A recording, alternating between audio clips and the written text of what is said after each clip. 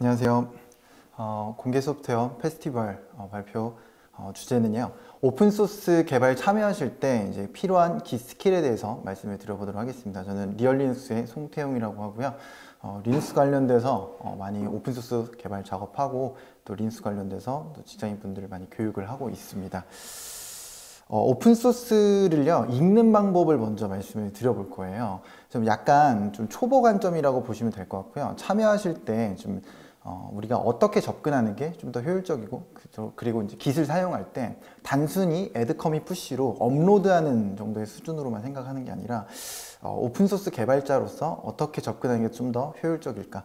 그러니까 리딩 스킬이라는 표현을 좀 써봤는데요. 많은 분들이 그냥 히스토리를 업로드하는 것만 생각을 많이 하시고, 요거를 이제 해석하고 같이 협업할 때 어떤 히스토리가 있었고 어떻게 개발이 이루어지고 어디가 핫하게 이루어지고 누가 개발을 많이 이루어지고 이런 부분들을 잘 캐치하지 못하는 경우들이 많이 있으십니다. 그래서 이 부분을 좀 가볍게 보여드리고 한번 같이 이해를 해보려고 합니다. 자, 일단은 오픈소스 참여 부분은요, 저희가 여기 보이는 파이토치, 페이스북에서 운영하는 파이토치를 예시를 들고 한번 얘기를 해보려고 해요. 만약에 내가 파이토치 오픈소스에 한번 참여를 해본다. 그리고 또 만약에 파이토치에 파이토치 오픈소스 프로젝트도 있지만 제가 추천을 드리는 거는 처음에 개발 참여를 하실 때는 이제 도큐먼트 쪽이라든지 예제 코드라든지 그런 테스트 쪽이라든지 조금 더 이제 활용도 많이 하고 많이 읽어봐야 되고 약간 요런 이제 내용으로 접근하시는 걸 좀 추천을 드립니다. 그렇게 했을 때 나중에 이제 코드 레벨이나 코어 레벨로 가기에 이제 좋습니다. 그러면 이그젬플이라는 데 만약에 접근을 한다. 그러면 이그젬플에 있는 오픈소스를 당연히 클론 받아서 할 수가 있겠죠. 근데 이때 이제 어떤 깃 스킬이 필요할까? 첫 번째로 제가 추천을 드리는 건요. 깃 쇼트 로그입니다.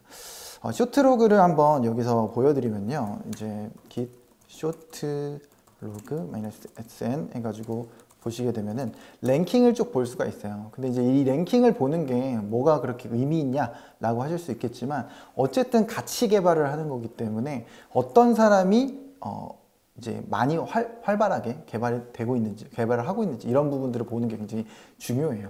그래서 예를 들어서 이렇게 전체적인 랭킹을 보는 것도 중요하지만 내가 만약에 여기 소스 코드 중에서 집중하려고 하는 폴더가 있다, 집중하려고 하는 파일이 있다. 그러면은 그 파일을 누가 많이 개발하는지를 알았을 때 그 사람들과 협업하거나 리뷰하기가 좋습니다. 그래서 예를 들어서 이것도요, 그냥 랭킹을 내서 이제 보는 게 아니라 이제 특정 파일을 기준으로, 특정 폴더를 기준으로도 낼 수가 있어요.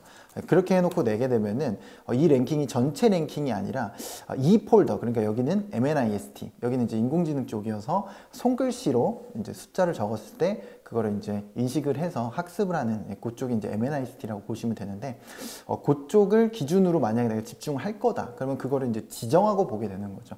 그렇게 되면은 내가 이제 리뷰나 디스커션 할 사람을 알고 있기 때문에 조금 더 이제 깃허브에서도 이제 골뱅이나 태그 같은 걸 걸어가지고 이야기 나누기도 좋고요. 그래서 그런 부분들 보는 것도 참 좋은 스킬입니다. 그래서 이런 것들도 중요하기 때문에 한번 말씀을 드려봤고요.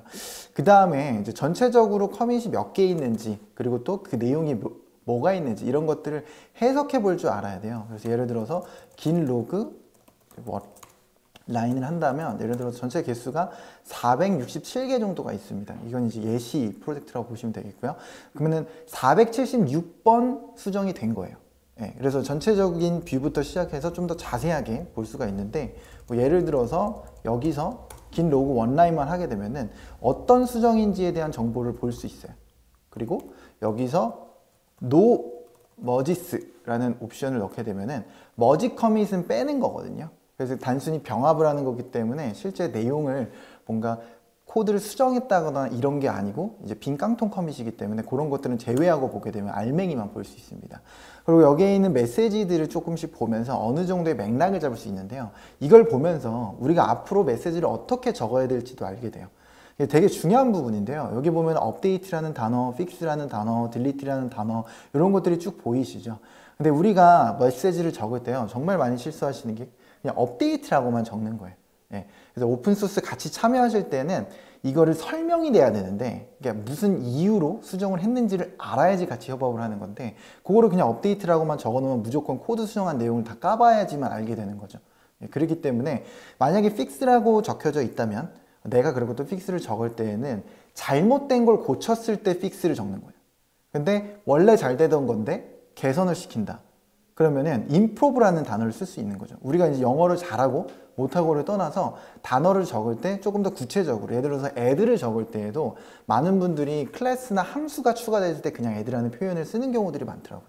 근데 그런 것보다는 없던 기능이 추가됐다, 이런 관점에서 사실상 픽스가 됐든 improve가 됐든 함수가 추가될 수 있고 코드가 추가될 수 있습니다. 그럼 그 모든 걸 add라고 표현하게 되면은 당연히 이해할 수가 없어요. 예, 그래서 이런 디테일한 부분들조차도 우리가 해석할 수 있고, 그리고 또 우리가 참여할 때 이런 것들을 잡아낼 수 있어야 돼요. 이런 것들이 되게 소소해 보이지만 실제 참여를 했을 때 되게 중요한 스킬에 해당되는 내용들입니다. 그래서 이런 것들을 볼 수가 있겠고요. 그리고 또 이제 안에 있는 이제 전체 리스트를 이렇게 원라인으로 보는 방법, 그리고 이제 옆에 있는 이제 고유한 아이디. 요거는 사실 이제 커밋에 대한 고유한 아이디가 완전히 수정이 일어나지 않으면은 고유한 아이디이기 때문에 요걸 통해서 다른 사람의 정보들을 다 볼 수가 있어요. 그래서 이렇게 git-show 같은 걸 통해서 세부적인 내용들도 볼 수 있죠. 예를 들어서 뭔가 픽스 이런 게 있으면은 그 내용을 복사에다가 git-show를 했을 때 안에 있는 내용을 자세하게 볼 수가 있죠. 그래서 뭐가 수정이 일어났고 왜 수정이 일어났는지 이렇게 설명이 이제 짧게 해결이 되는 경우들도 있지만, 이제 조금 더 왜 했는지, 그리고 또 어떤 의도에서 이걸 수정했는지, 이런 부분들을 조금 더 이제 설명하는 게 굉장히 중요할 수가 있겠습니다. 그래서 지금은 어쨌든 하나의 프로젝트를 조금 해석해 보고 있는 과정이라고 보시면 될 것 같고요. 여기서 긴 로그 -p를 하게 된다면 이제 조금 더 전체적으로 자세한 뷰를 보는 거라고 보시면 되겠습니다. 그래서 전체적으로 이렇게 볼 수가 있어요. 우선은 우리가 이 폴더 중에서 어디가 가장 많이 개발되고 있는지, 그럼 예를 들어서 MNIST를 기준으로 만약에 생각을 해본다면, 여기에 이런 식으로 보게 된다면 MNIST가 42개가 수정이 됐고, 다른 폴더를 기준으로 본다면 6개가 수정이 되고, 이런 것들을 보게 되면은 좀 어디가 핫하게 개발되는지 이런 것들을 이제 보기가 좋죠. 뿐만 아니라 이런 것들을 날짜 기반으로도 볼 수가 있습니다. 예를 들면은 이렇게 after, before 이런 걸 넣어서 이전 6월부터, 그러니까 2020년 6월부터 2020년 6월 30일까지 한 달 동안, 혹은 상반기, 그러니까 올해 상반기에 어디가 핫하게 개발됐을까, 올해 하반기에 어디가 핫하게 개발됐을까, 이런 부분들이 사실 예를 들어서 갑자기 뭐 텐서플로우 프로젝트에 관심이 있는데 올해 상반기에 뭐가 개발됐는지, 어디가 핫하게 개발됐는지 어떻게 볼 겁니까? 이런 걸로 세부적으로 볼 수 있는 거예요. 사실 커맨드 라인이라는 게 약간은 불편해 보일 수는 있겠지만 사실은 장점들도 많이 있어요. 장단점이 다 있는 거고, 세부적으로 이런 것들을 뽑아낼 수가 있어요. 그래서 이번 달에 어디가 핫하게 개발되고 어느 파일이 가장 많이 논의가 이루어져 있고, 이런 부분들을 뽑아내면서 우리가 프로젝트를 볼 때 두리뭉실하게 보는 게 아니라 조금 더 세부적으로 이해를 하고, 그리고 또 거기에 있는 문화에 맞춰서 나도 개발 참여를 하고, 이런 부분들을 좀 잘 응용하시면은 이제 개발 참여하실 때 굉장히 많이 도움이 되실 거예요. 그래서 실제로 저 같은 경우도 아예 모르는 프로젝트에 대해서 이런 관점을 접근하게 되면은, 이게 어떤 기술이야, 어떤 키워드가 가장 많이 논의가 이루어지고 있고, 어디가 많이 핫하게 개발되고, 어떤 소스 파일이 지금은 많이 개발되고 있지 않다, 이런 부분들, 그리고 또 원한다면 안에 있는 메시지 내용들을 보면서 어떤 수정들이 일어나는지, 이런 것들을 해석해 볼 수 있겠습니다. 이것 말고도 사실은 적용할 수 있는 방법은 되게 많아요. 접근 방법이 중요한 것 같아요. 우리가 리딩 스킬을 늘려서 오픈소스 프로젝트를 그냥 코어 코드만 보려고 하는 식으로 들어가는 게 아니라, 그리고 또 사용만 하는 게 아니라 그 이상으로 참여를 하려고 했을 때 개발의 어떤 흐름이나 이제 어떤 이제 그 얼마나 핫하게 개발되고, 이런 어디가 많이 다뤄지고 있고, 이런 이제 경향에 대해서도 분석해 보시는 게 참여하실 때 도움이 되실 거라고 생각이 듭니다.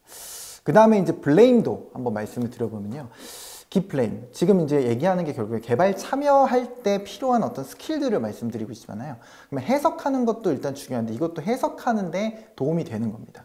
그러니까 예를 들어서 Node.js라는 프로젝트가 있다. Node.js에 내가 참여하고 싶어요.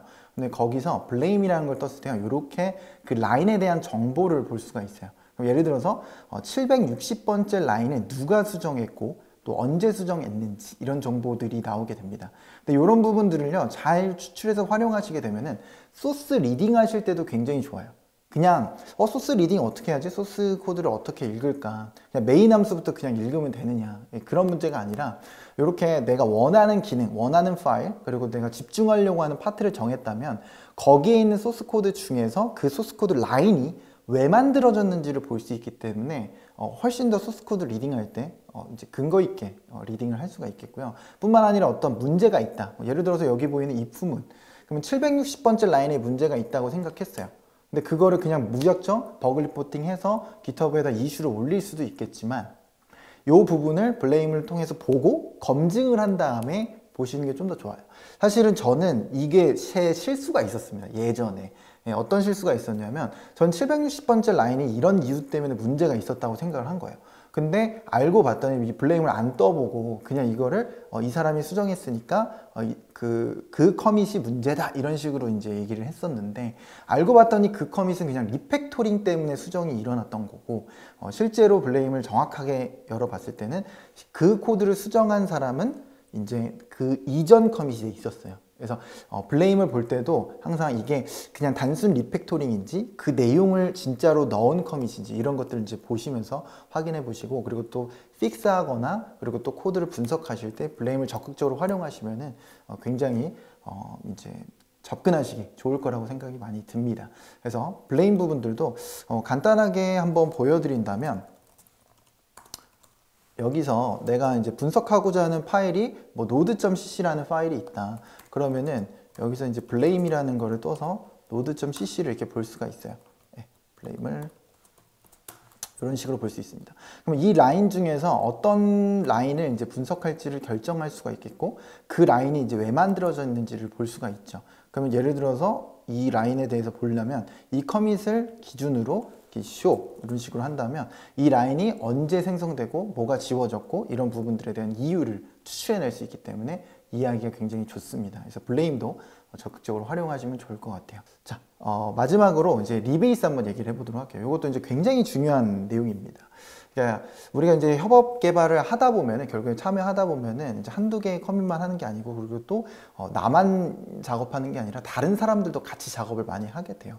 그렇게 되면은 이런 리베이스가 필요한 상황이 벌어지게 됩니다. 예를 들면은 내가 이제 포크에서 작업을 했는데 특정 오픈소스가 있다. 그러면 그거를 나 혼자 개발을 하고 나 혼자 개발 참여를 하는 게 아니라 이 오픈소스는 사실 굉장히 많은 사람들이 함께 하게 되죠. 그래서 리눅스 커널 같은 경우에도 액티브하게 개발하시는 분들이 6,000명에서 7,000명이 넘을 정도로 굉장히 많은 사람들이 개발합니다. 그러면 다른 사람들도 똑같이 포크를 뜨고 똑같이 클론을 하고요. 똑같이 커밋 작업을 해서 그 작업한 내용을 업로드하고요.